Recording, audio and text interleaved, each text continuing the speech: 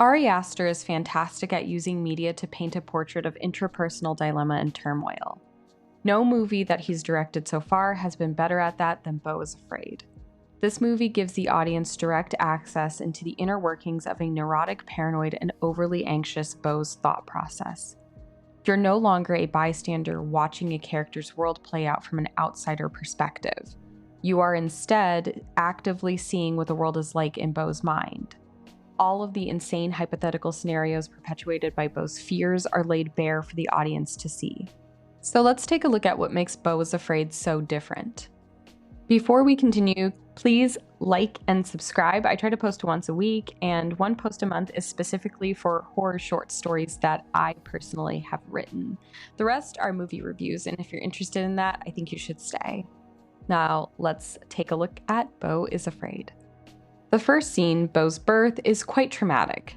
His mother screams while the hospital staff attempt to get BEAU breathing on his own. This scene encapsulates the chaotic feeling of BEAU's life from pretty much here on out. When we actually get to meet BEAU, he's sitting in his therapist's office. His anxious disposition and neurosis are obvious. Things most people would disregard, like swallowing a bit of mouthwash a couple of times, have stayed on his mind for an unusual amount of time. It seems that BEAU is actually using these seemingly insignificant mishaps in his life to ignore the more glaring problems, namely the relationship between he and his mother. Giving a broader significance to the more inane problems in his life helps to overshadow and forget the more pressing issues. BEAU's mother is overbearing, controlling, and manipulative. He feels that she has infiltrated every aspect of his being. His mother's company, represented by the initials MW, has their logo plastered everywhere, and I mean literally everywhere. From his apartment to the food he eats, it's all over the place. There's just an inordinate amount of symbolism and Easter eggs that fill the movie with Mona, BEAU's mother's presence. And as we learn at the end of the movie, most of the people BEAU has been interacting with are on Mona's pay scale. Because of his mother's looming presence, I can't help but wonder, is BEAU attempting to create a world in his head that is free of Mona's influence? And that he has ultimately been unsuccessful in doing that. It's almost as if he's trying to free himself from the trauma she's caused him without dealing with it head on, causing Mona to inadvertently continue to have influence over BEAU. So is Mona really exerting this much control over BEAU's world, or is BEAU just perceiving Mona as having this much control over his world? Roger and Grace, a couple that BEAU meets on his way to his mother's funeral, actually, they hit him with their car and nursed him back to health. The time that he's in their care, they feed him tons of pills. It's my feeling that this couple and this family sort of represent the stages of grief. Roger is quite complacent and accepting. Grace is sad. The teenage girl, their daughter, is angry.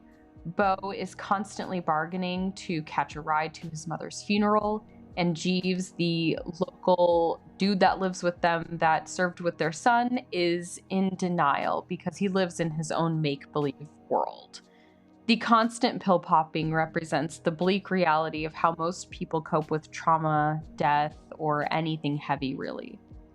In the next part of the movie, BEAU is in the woods and he's watching a play. The play seems like a representation of BEAU's uninterrupted life.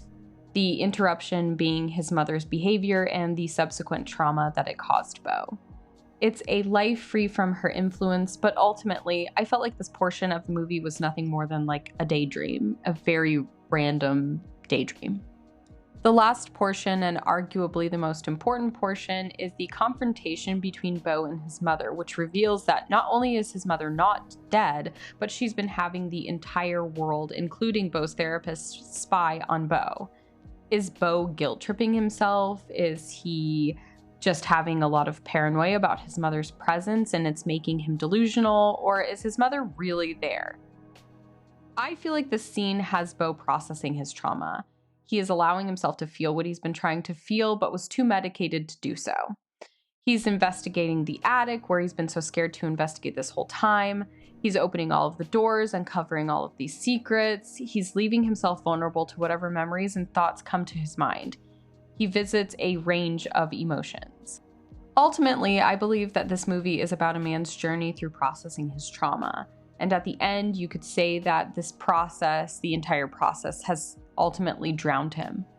So that is my brief analysis and summation of this movie. I hope that you see it if you haven't already seen it. I know I spoiled it a little bit, but you could definitely still see it and find things for yourself. There's tons and tons of symbolism. I mean, it's 3 hours long, and honestly, you could probably go frame by frame and see something that could mean something in this movie. So if you liked this review, please go ahead and give me a like, subscribe, and I will see you guys on the next video. Bye!